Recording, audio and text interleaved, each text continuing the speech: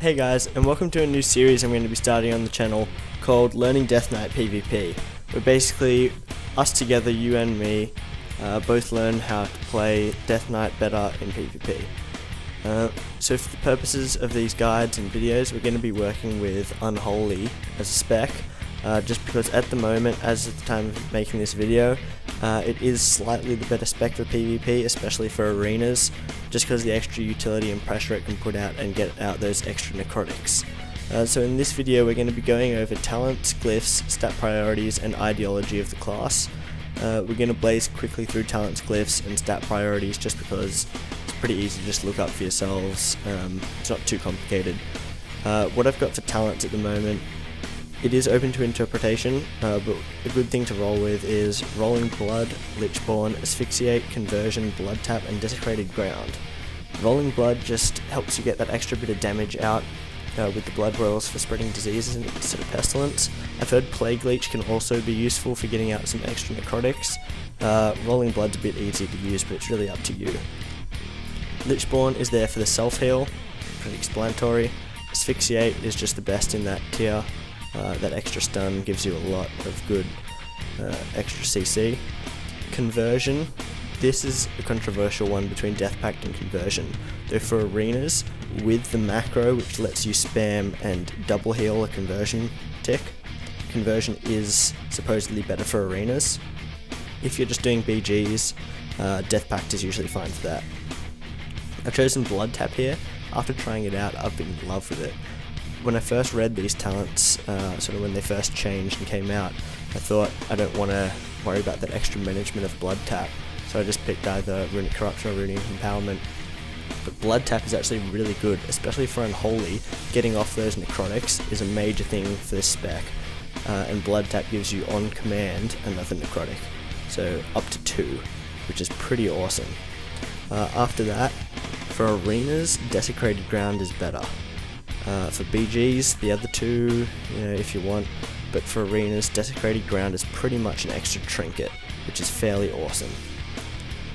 As for stat priorities, expertise and hit to 3%, obviously you're going to be going over that, but that's sort of the minimal that you want. And then strength, obviously PvP power fits in there, but there's not too much you can do with that, it just comes on gear. Then, this is open to interpretation, mastery and haste. Either one can sort of work. I find mastery better, that just helps with extra damage. It gives you that extra damage on shadow damage spells such as Soul Reaper, Blood Boil, diseases, stuff like that.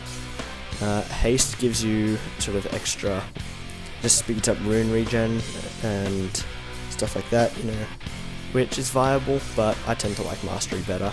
It's up to you. And then crit last of all. Also, as far as presences go, for arenas I'd say mainly stay in blood. It does take some damage away and gives you a little bit less pressure, but the amount of survivability it gives you is amazing, and without it you're going to drop really fast, trust me. I'd set up keybinds for presences, so you can sort of keep switching between them as needed, but for most of the time you're going to be in blood presence, just for that extra survivability. Switch to Unholy when you need to do some extra burst going for a kill, stuff like that. Now let's go over a basic ideology of the class and spec that we're rolling with here. So we're going Unholy, as I mentioned earlier.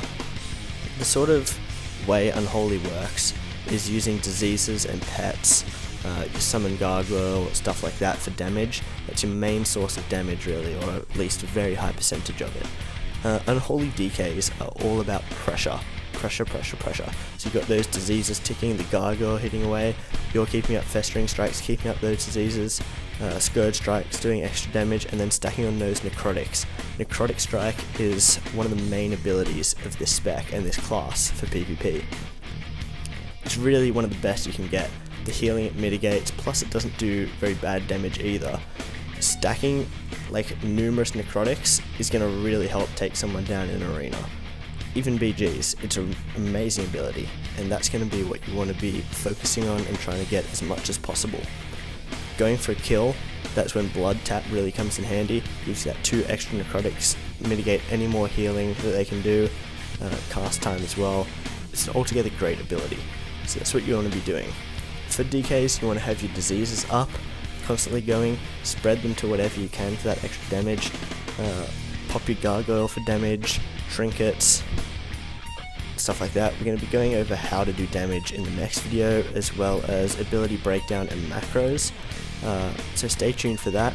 Subscribe if you want to see these guides as they come out. Hit the video with a like if it helped, and I'll see you guys later.